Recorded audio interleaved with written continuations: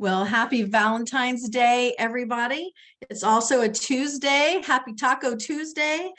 So that's what we're going to do today. I'm going to show y'all how to do a taco themed freeze-dried meal. That's what I'm going to work on. Today, we're going to talk about, I'm going to show you how to do taco soup meal in a jar. If you've never seen that, it's pretty fun. I'm going to show you how to do some single serve chicken fajitas. That is great for just taking to work or lots of little scenarios. We can talk about that. I'm going to show you a munchy mix called the Caribbean Crunch. And then I'm going to show you how to powder your fruits or vegetables and color and flavor your buttercream frosting for Valentine's cookies. Okay, just want to show you that. So give me 1 second and I'm going to switch from one phone to the next. And I'll be right back. Just hold on.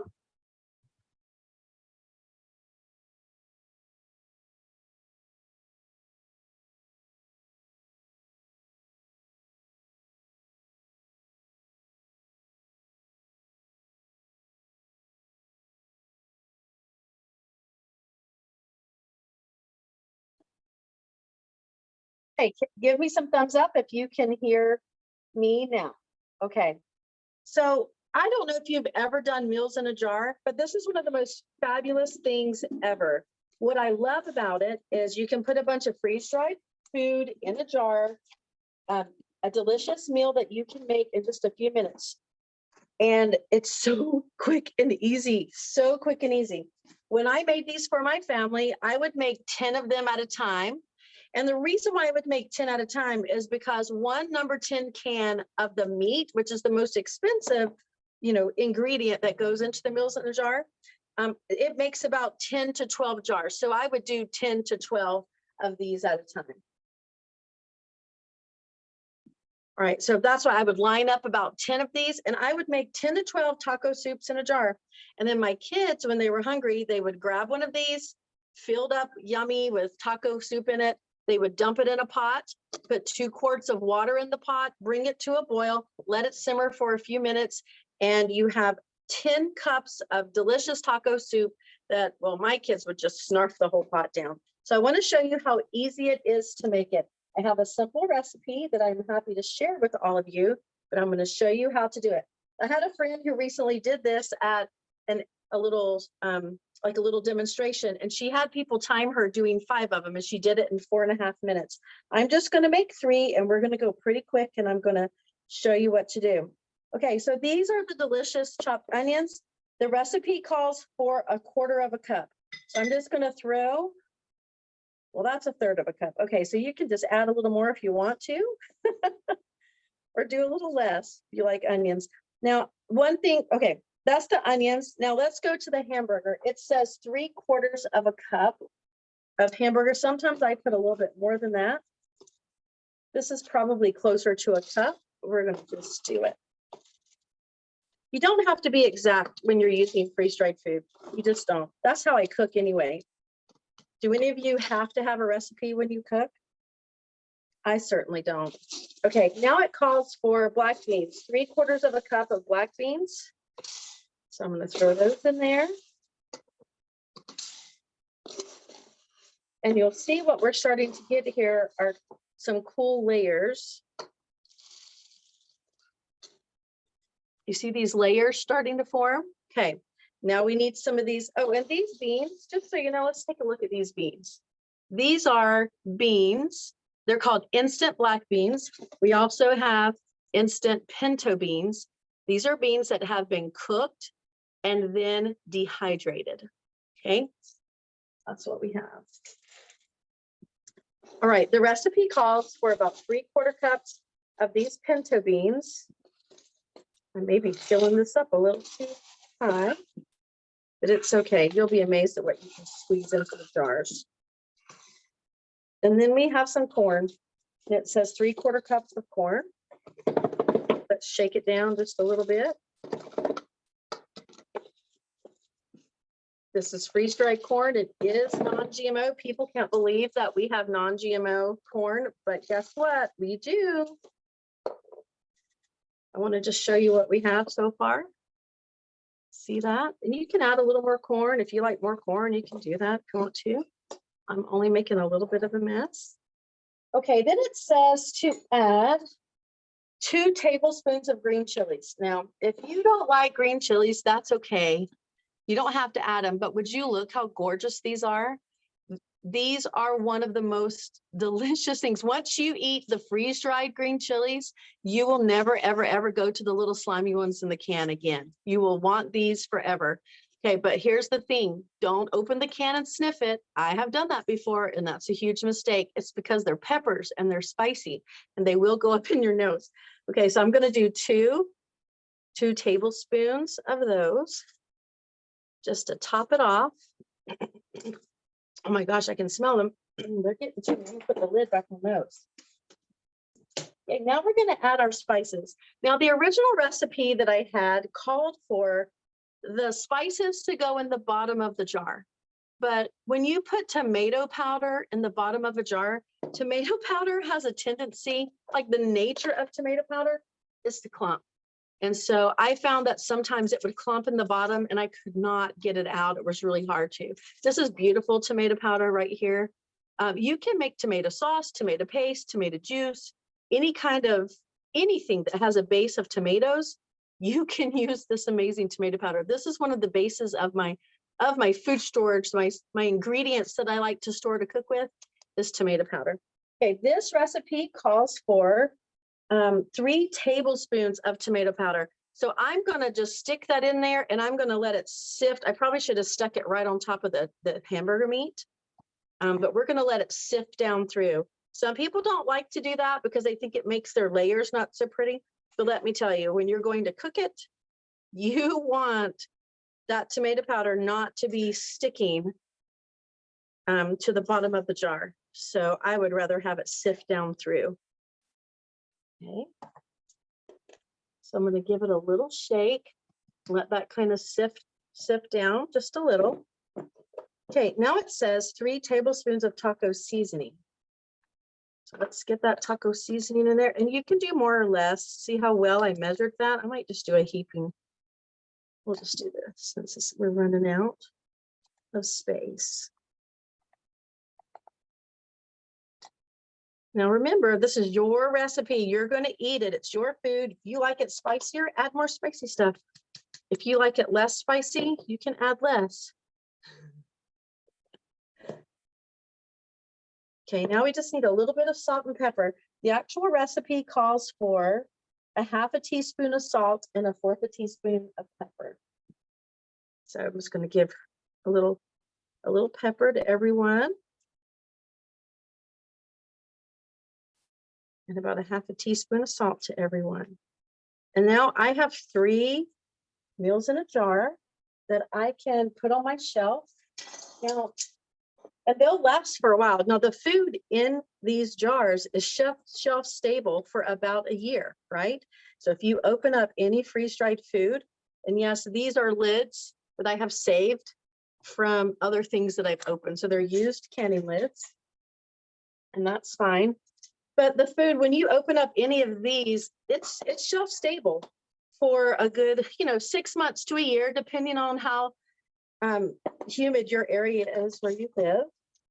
And so it's going to be shelf stable in the jars. And some people like to vacuum seal them. They have some kind of a vacuum seal apparatus where they can just seal these right up. And I think that's a great idea.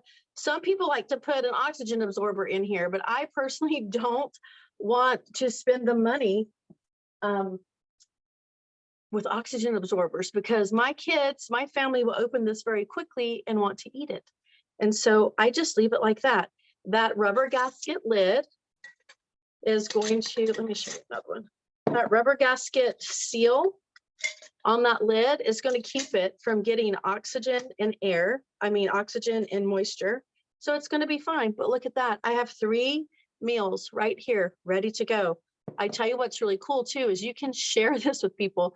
I've taken like a nice dinner to a new mom and I put 3 different soups like this in a bag and just given it to her, and it has instructions and a label, and she said that was the best thing ever. Right, so was that easy or what? Did you see how simple that was? If you have a question, just go ahead and ask. Let's see, somebody had a question? All right. If I can hear you, if you're asking me questions because the way I did it, but that's simple. That's just so easy. And I have tons of recipes for meals in a jar. And let me tell you, you can make up your own meal in a jar recipes. It is very easy to do that. Just what you like to eat, just what. If you love rice dishes, then put some instant rice in a meal in a jar. Put your favorite like chicken or whatever you like to eat with it. And then just put your sauces and your veggies in there. There you go. Ta-da. Pretty awesome. My kids will be excited about that. They can eat those. My husband will. Okay, the next thing I want to show you is how to make. Yes, ma'am. The meal in a jar, in the smaller jar, that's one serving. That's like for one person. No, this because makes it looks like a lot cups. of food. Yeah, this makes 10 cups of taco soup. So just imagine how much soup that is. That would fill up 2.5 jars, quart jars. It feeds quite a few. That makes a lot of soup. And you did quart jars, not pint jars. If you want to half the recipe, you can. Vicki also said that the recipe is just as good with chicken, and I have made this with chicken many times instead of the beef. I've also made it with shredded beef. That is delicious. I like it with that too. So whatever your protein is that you like, you can stick in there. If you wanted to put the turkey crumbles in there, you could. Whatever you want, you can put it in there. What other questions do you have or comments? Okay, let's do very simple. Now I have this container, but you can make it in a smaller container. I just want you to see how easy this is. So if I was packing this up for me, some chicken fajitas, I have a little bag. Oh, it's on the floor, but that's okay. Okay, if I would pack this up just in a Ziploc bag, maybe like a freezer quart bag, and this is how I would make it. Let me show you. You just take your chicken. This is chopped chicken. This is what the chopped chicken looks like. You don't have to measure anything, okay? Let me show you the difference between the chopped chicken and the grilled seasoned chicken. They look almost the same, don't they? But the grilled seasoned chicken has like some little grill marks on it. I don't know if you can see that. It's about the same cut, but sometimes it has like a little grill mark on it, which is, they both taste really good. They're both delicious. This one has no added salt. The plain chopped chicken, no added salt. The seasoned grilled chicken has some seasonings like salt and some other little seasonings in there, just so you know the difference between those. But today we're just going to use the grilled chicken. I'm going to make a little bigger than maybe a single serve because maybe somebody wants to share this with me. Okay, look at these gorgeous red peppers. Aren't they so pretty? I love the red peppers. And just so you know, you can take these right out of the can and just eat them. You can dip them in hummus or any kind of dip that you like for veggies. They're crunchy, sweet, and tangy. They're so good. So I'm just going to sprinkle some in there. It doesn't matter how much, just do what you like. I just want you to see how easy it is. Okay, now every can will come with an oxygen absorber. Just toss it. Once you open the can, this is no good anymore. It doesn't do any good, so just throw it away. Okay, we're going to sprinkle some green peppers. Look at how gorgeous those green peppers are. And imagine chopping up a bunch of green peppers. How many do you think would fit in this can? I mean, that's a lot of slices. Maybe one day I'll figure it out. I'll chop up a bunch of green peppers when they come out of my garden. I'll fill up a can and I'll tell you about how many go in there. People ask that all the time. Let me find my onions that I put down. Now, I already have my chopped onions out and open and right here, but we also carry the sliced onions, and that tastes really good in here. But right now, we're just going to use the little onion dices. You see how well I'm measuring things? You just dump it in. Okay, now you may want a little salt and pepper. Let's just sprinkle a little pepper in there. And see the salt anymore. Okay, don't see that, but we'll just sprinkle a little taco seasoning. Now, I would put some cumin in there too, because I like cumin in my, and a little bit of chili powder. So you can make whatever, you put it whatever you want in there, and you just give it a little stir, and you've got a gorgeous mix. Look how beautiful that is. So that's just freeze-dried chicken fajitas. And I would say that's a little, well, I don't know, depends on who's eating it, if that's a 1 serving size or not. But you just can put that in a baggie and take that with you to work or in the car or on a trip. My husband and I went to Moab, Utah, and we made a bunch of these kinds of things and just took it with us and we ate it. And we had a jet boil with us that boils water in just a few minutes. And we would put it in a container. And anyway, so here, anyway, it was so good and healthy. That's what I loved about it. There's not a bunch of junk in here. I know exactly what these ingredients are, and they're things that I like. And there's nothing that I don't like. If you don't like it, don't put it in. Oh, you know what would be so good in this? We got to put some green chilies. See those green chilies going in? Oh, gosh. They are potent. I can smell them. Now, so here's this mix. And what if I had boiling water? I would pour that in here. But do you know what? Many times I have eaten this with just a water bottle in my car in a container like this. And this is how I refresh it so I can eat it. Just pour some water in and stir it around. Am I cooking? Is this the best cooking ever? I'm not really cooking. I'm just stirring all the food. People ask about the freeze-dried meat all the time. The meat is cooked, then it is freeze-dried. So you literally can eat it right out of the can and take a bite. Just bite it. Now it's dry, so it's not gonna, your tongue's not gonna like it too much from the dryness perspective, but you can eat freeze-dried food right out of the can. Okay, I'm gonna add a little bit more water.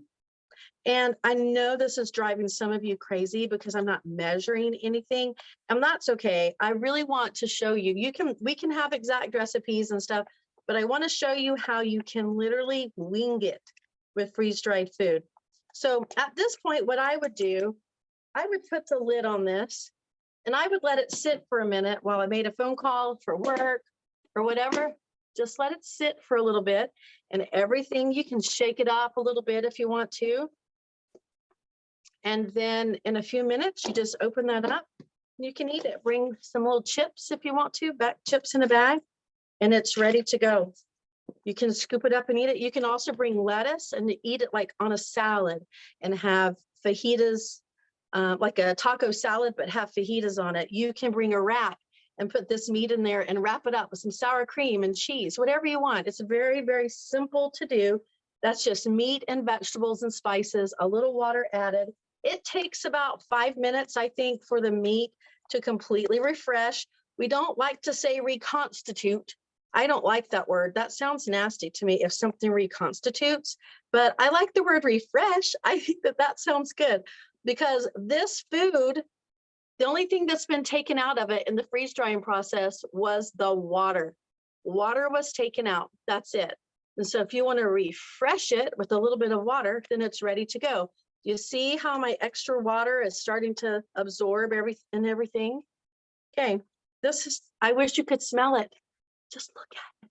Doesn't it look fresh and green and red? It just looks fresh. Those are good vegetables full of nutrients. In the freeze drying process, these peppers only lose like 1% of their nutritional value. The freeze drying process captures the nutritional value of the freshly picked produce.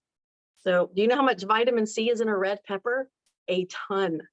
I don't know the exact percentage, but I just know there's so many good nutrients in these vegetables. So there you have it. That's chicken fajitas, and it is so simple. Okay. Put the lid on. Move that out of the way. The next thing that I want, any comments about that or questions? The next thing that I want to show you is how easy it is to just munch on this yummy food, okay? Just so simple. This is something that I call Caribbean Crunch. I just made it up. You can make up your own recipes and name them whatever you want. So what I have in this bag, let me pour it in this bowl. I took some of my favorite fruits, which are mango. This is a mango right here. You see that mango? It's just a little crunchy yumminess. And there's grapes. Now, dehydrated grapes are called raisins, aren't they? These are crunchy, yummy, sweet grapes. They're so good. And then I have in here, my favorite is pineapple. I was trying to find a piece that didn't look so crazy, but that's pineapple and it's just delicious. It tastes like putting fresh pineapple in your mouth. And then I love cashews. So I put a bunch of salted cashews in here. So now I have this sweet, yummy, fruity mix with nuts in it. And that's a great snack, way better than chips or some other junk that we eat. But here's another thing you can do. You really love strawberries. Look at these gorgeous, here's the strawberries. And do you see what the ingredients are? It says strawberries. That's the only ingredient. There's no preservatives or anything. Look how gorgeous they are. And they taste amazing. I was munching on these last night while I was writing down some things at my desk. Well, say that you really love strawberries and you want to have some of those to munch on. Let's just put some in there and stir it around. And now you have Caribbean Crunch with extra strawberries in it.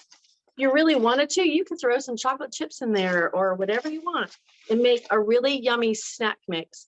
Now let's talk about that real quick. If I were to leave this out on a table for 30 minutes, I think everything in here would get soft. It would just get soft because I live in South Carolina where it's very humid. Probably in my house at all times, it's about 50% humidity. And the fruits will get soft if they're just left out in the open. You know what else I just thought of that would be really good in here? The yogurt bites. They have vanilla yogurt bites, and I don't remember, they have 3 that are in stock right now. But you could even throw some yogurt bites in here. I think they have the Greek yogurt, vanilla, and I can't promise what else. My favorite one they ever had was the pomegranate yogurt bites. But just look, that's a yummy mix. So if I were, I would put this in some type of a baggie or a snap tight container like this. And I would just use it to, I would snack on it like that. But I wouldn't leave it just sitting out. So that's just my little helpful hint. If you live in Utah, you can leave it out. You can just leave it sitting on the table and it's not going to go bad. Okay, any questions about that, my dears? Right, I'm really excited to show you this next part. Because it's Valentine's Day and you got to have some Valentine's cookies. I stayed up last night and made my famous sugar cookies that I always made my kids. So they're just plain soft sugar cookies.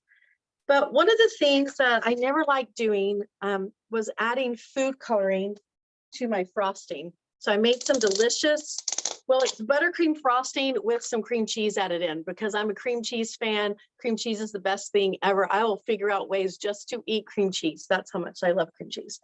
Okay, so I want to show you how to powder the fruit and use it to color your buttercream frosting. Okay, so let me just angle down again and let's get busy. I'm going to show you something. Let's see, where's my peas? Here they are. People freak out over the peas. They were like, oh my gosh, what would that taste like? But once they open up a can and they taste it, they cannot get over it. Remember, throw these away. Don't try to save them. They're not going to do anything else once you open your can. Look at the color of these beautiful peas. And they are sweet. They taste so good. So if you want some green frosting, like for St. Patrick's Day or whatever, I would color it with peas. You can also use spinach. I didn't have an open can of spinach right now, so I'm just going to do peas. Now, how do you powder? I don't know if I can get this over here. This has a really short cord. Okay, hold on. We're going to angle over to my mess. Okay, this is going to be the best we can get it right this minute. Okay. So this is a 20-year-old cheap $10 Walmart coffee grinder. Okay, it's even slightly broken. But this is what I powder my fruits and veggies with. So I'm just going to pour some peas in there. You can use any kind of food processor, blender, whatever. Just going to pour the peas in, and they're crunchy. You know, they're just crunchy and yummy. And then just turn it on, and I'm going to blend it up.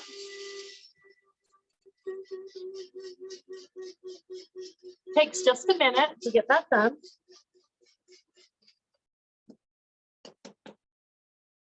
Yeah, it's a little bit broken, so it's not great. I can turn back over here. Look at what I have. Can you see that? Let's see if I can get it to focus. I have this beautiful powdered pea mix. It is really good. It's really good. And we're going to color our frosting with it, okay? Try to set that down. So let me pull out all the things that I already powdered. So I powdered, what was that? So little. My favorite one is not very brightly colored, but this is pineapple powdered. And the flavor of this with buttercream frosting is out of this world. So good. And then I did some peas.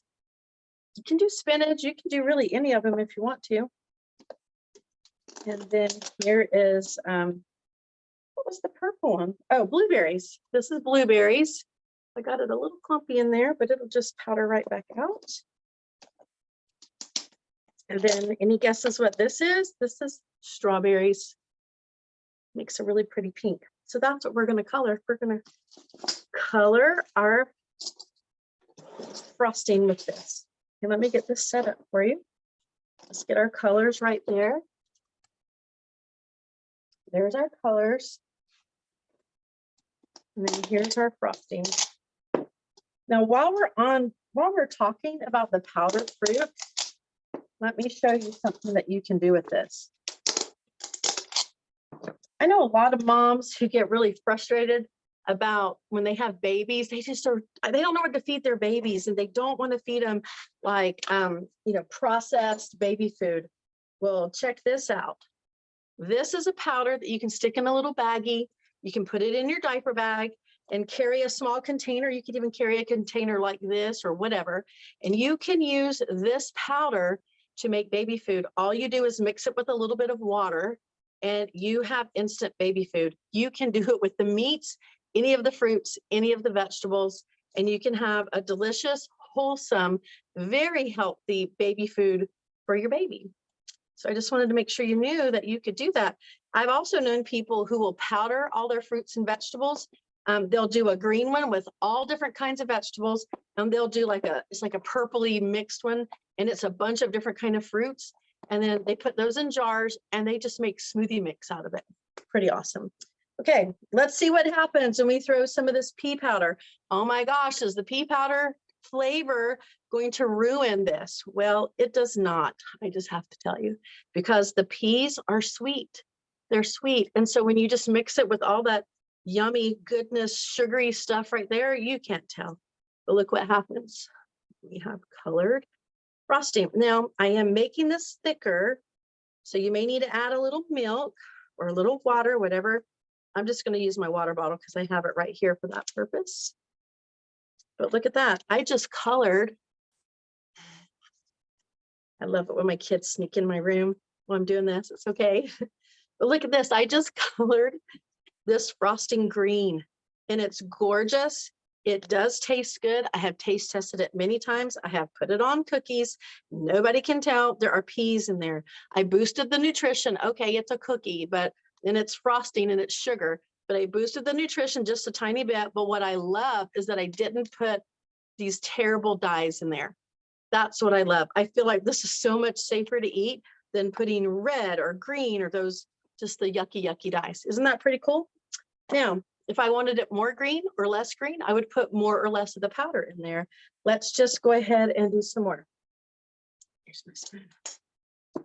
Okay, let's do, now this one doesn't show up as much, but let me tell you, the pineapple one, just imagine pineapple buttercream cream cheese frosting.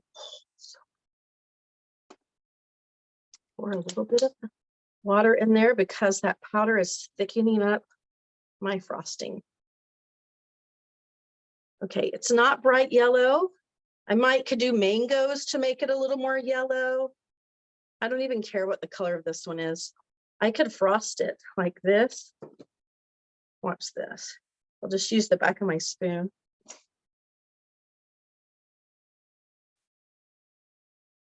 So I'll frost it.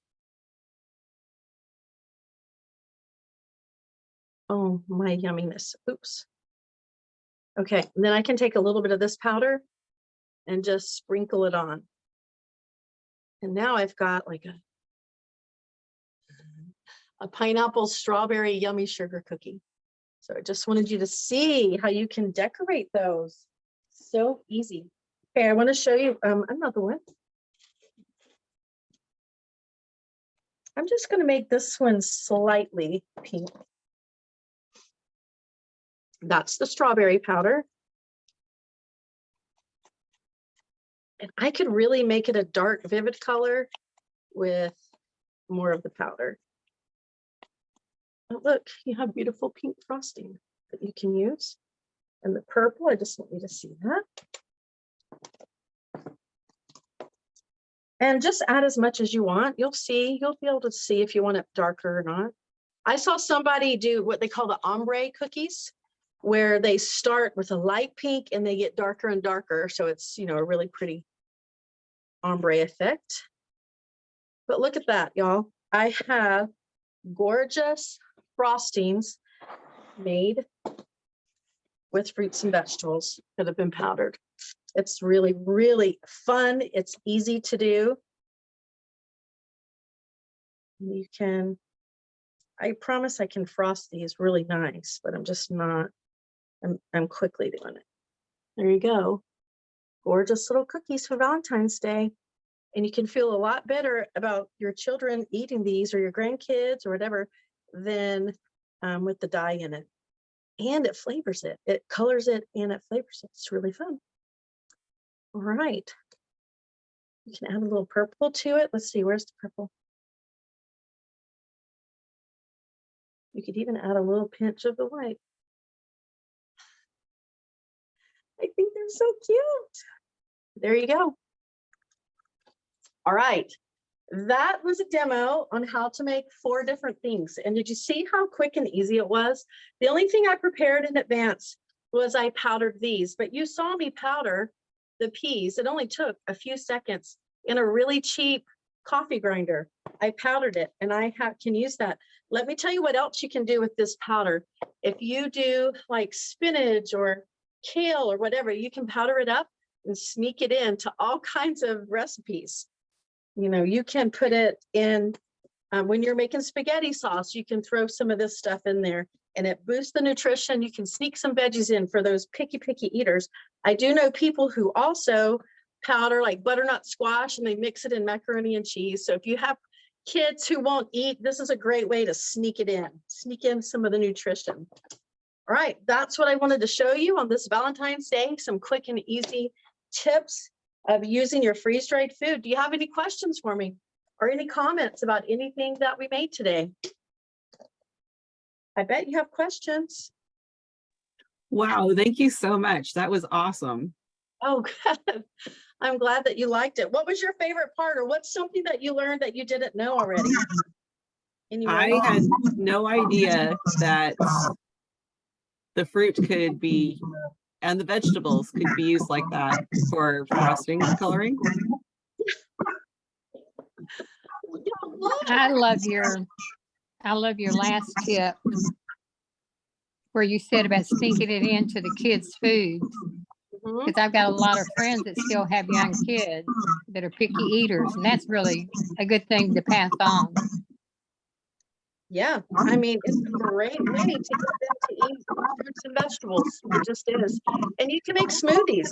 Like, y'all, this powder, mix up lots of fruits, blend them up, make a really highly nutritious fruit and veggie mix, like powdered mix, and then throw it in a blender with some water and ice, or maybe your almond milk and ice, whatever you want. And you've got a delicious, very nutritious smoothie that you can eat too. Any other thoughts? Well, I've never done the powdered stuff, but I have done the meals in a jar before, so. Yep. And there are so many, whatever recipe you dream up, we can turn it into a meal in a jar. I just made a really delicious like sausage, kale, tortellini soup.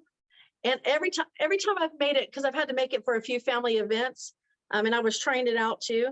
But when I made it, I'm like, oh my gosh, I can make this into a meal in a jar, because they have the dry tortellini. You know, you can buy that at the store. We have delicious sausage and onions, and it calls for kale, but I always use spinach in it. We have spinach, and the tomato powder is a great base for it. The only thing that I wouldn't have is like, I like to stir in a little cream at the end when I make that sausage tortellini soup. So, well, I can just have it ready in a jar and make it. And then at the end, I can just pour some cream in it if I want to. Just because I started with freeze-dried food doesn't mean I can only put freeze-dried food in the recipe. Yes, Vicki, we do have kale too. In that particular recipe for me, when I'm making it fresh, I do like to use the spinach. I probably use the freeze-dried spinach more than I use the freeze-dried kale, but I love both of them. And I have a friend who buys the kale by the case of number 10 cans. She says it's the best thing she's ever had, and the nutrition is intense for her, and she needs the nutrition that's in the kale. So yes, the kale is delicious. The spinach is good. It's all great. What other thoughts do you have? Any other questions? I hope you have a good Valentine's Day and do something fun. I have another comment. People ask me all the time, how often do I use freeze-dried food? Well, we go in stages for everything, right? But when I was cooking with it the most, when I had my 5 kids at home, I would say I was probably using freeze-dried food about 50% of the time. And I did a lot of meals in a jar because I had 5 hungry, starving would be a more appropriate word, 5 starving teenagers. Like, you could not fill them up. And so sometimes I would have up to 50 jars of different kinds of meals in a jar that they would just eat as a snack. So I used a lot of freeze-dried food that way, in meals in a jar that were quick and easy to use. But also, these are my ingredients for my pantry.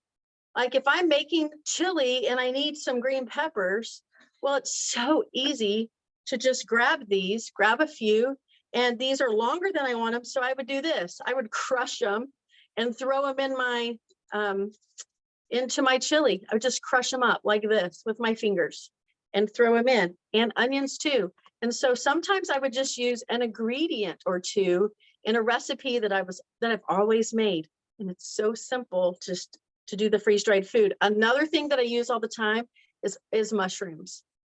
When you go to the grocery store and you get those beautiful fresh mushrooms, I love mushrooms. I'm a mushroom lover. So I'd get those, and then 2 or 3 days later, I go to use them and I open up the package and they're all spotted and slimy. So I take the whole thing and I chuck it in the garbage or put it in the chicken bowl that we take out to my chickens to eat. And I thought, gosh, that was such a waste. What a waste of money. I just bought those mushrooms and I threw them in the garbage. And how many times have we done that with produce? Lots of times. We do it way more than we would like to admit. There was a big study that was done, and I don't know by who, I don't know who did the study, but it wasn't Thrive. I'm just like, some big organization did a study on it, and they said Americans throw away about 25% of the food that they purchase. 25%. That is huge. So this is a way. Freeze-dried food is expensive. It is expensive. Food at the grocery store is expensive.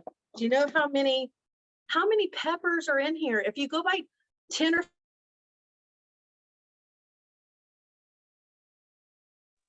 if you go buy 10 or 15 peppers, that's kind of a big expense if you're buying a ton. Well, that's what you do when you buy freeze-dried food. You know, this can of onions, there's tons of onions in there. Look at all the chopped onions. Like, a lot of times I don't even buy it in the number 10 can because it's going to take me a very long time to get through that. So I buy it in the pantry can, which you can see. is smaller. It takes about 3 pantry cans to fill a number 10 can. So that's approximate, but that's pretty much how it works out. And so if you're buying a whole bunch of something at once, it's a little more expensive, but once you buy the can of it, you have it. It is an ingredient. You just, oh, like the mushrooms. I just open up the mushrooms, grab what I need out of it. I can throw it in my omelet, throw it on my pizzas. If I was going to like put it on my pizza, I would probably take some and throw it in a bowl, put a little water around on it just to let it refresh very quickly. And then I would grab those mushrooms and just throw them in whatever I was going to. If I'm putting them in a soup, I just grab them right out of the can and throw them in the soup. It's so simple to do that. And then I put the can back on the shelf and it sits there and waits for me and it doesn't rot. Like it's, a lot of the vegetables last a good year for me here, even in the South. So I think it saves a lot of time and a lot of money. When I had a child go on a mission for our church, a 2-year mission for our church, well, we had to buy him a bike and helmets and suits and all these, I thought, quite expensive. It probably cost about $2,000 or $2,500 to get him ready to go with all the equipment and clothes and shoes and all the things that he needed. And I looked at my other kids, my 2 kids that were left at home, and I'm like, hey, I think we're going to not go to the grocery store for the next 2 weeks. Let's just try to recoup some of that money in our budget.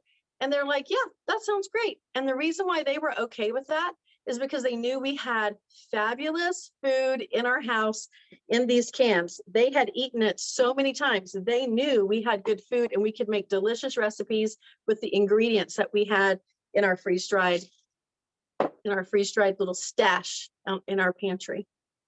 So anyway, that's happy Valentine's Day. It's good to talk to y'all. I hope that you have tacos on this Taco Tuesday, Valentine's Day. Bye, Thank y'all. you so much. Yes, ma'am. Bye. It was so good to see y'all. Text me too. questions. Yep. Text me questions if you have them. See y'all later. Okay.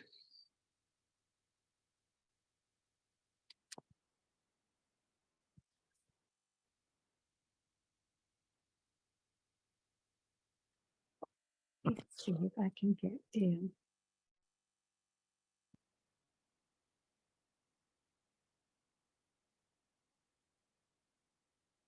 Sandra, Yes, darling. let me see. I got to unmute this. All right. Okay, I did it. It's so hard to do this with all this stuff. But at least I got through it, and it makes me nervous though. You did a great job. Thanks. They were fixing my internet. Like the internet guy was here. Our internet provider was here. They were fixing it right up until right before we began. So a little nerve-wracking, but we got it done. Let me tell you, the powdered fruits and vegetables. There's a lady that comes to my Bible study, and I think it's her nephew, not her grandson, but it may be her grandson. The baby